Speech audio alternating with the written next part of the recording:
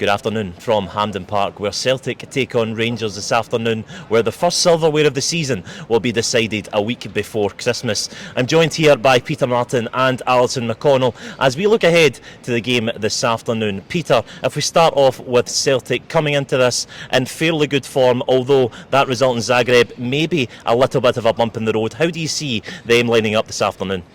Well, as ever, I think they'll be looking to try and dominate the midfield. I think Callum McGregor's the key to it all. He keeps everything flowing from back to middle to front.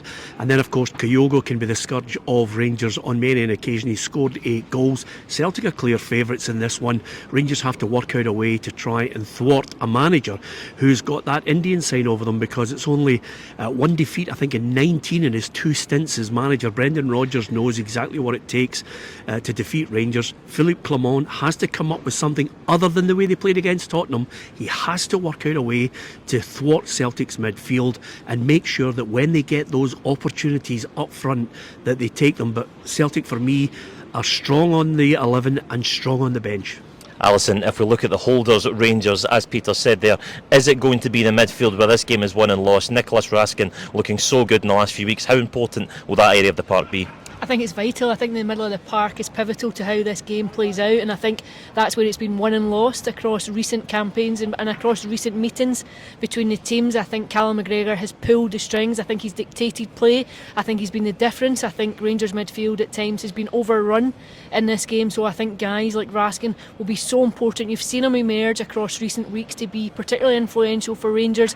But this is a game where it counts. This is a game where reputations are made, where big players need to stand up, they need to deliver, and I think Philippe Clement doesn't have a win over Celtic in any level yet. He badly needs one, and how Rangers could do with it today.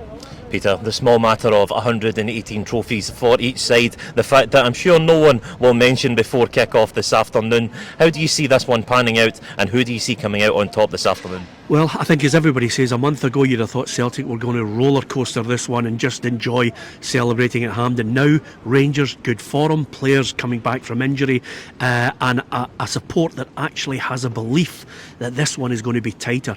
If it's going to be decided, I think we could go to extra time. It might be a goal. I hope the referee in VAR doesn't spoil it. I still think Celtic will edge it by a goal. Alison, the same question. How do you see this one going this afternoon?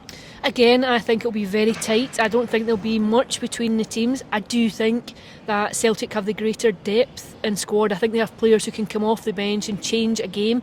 I think if you were analysing both squads, I think there are very few players that you take from the Rangers team that would go in to Celtic starting 11. I think the evidence, the body of evidence across recent months all points to a Celtic win. However, it's a cup final, it's a one-off game, it can be an aberration. You can get a result that you don't expect, but I think for that to happen, I think Rangers need to be the best they've been all season, and you need Celtic to be poor, and they might just need a bit of luck as well.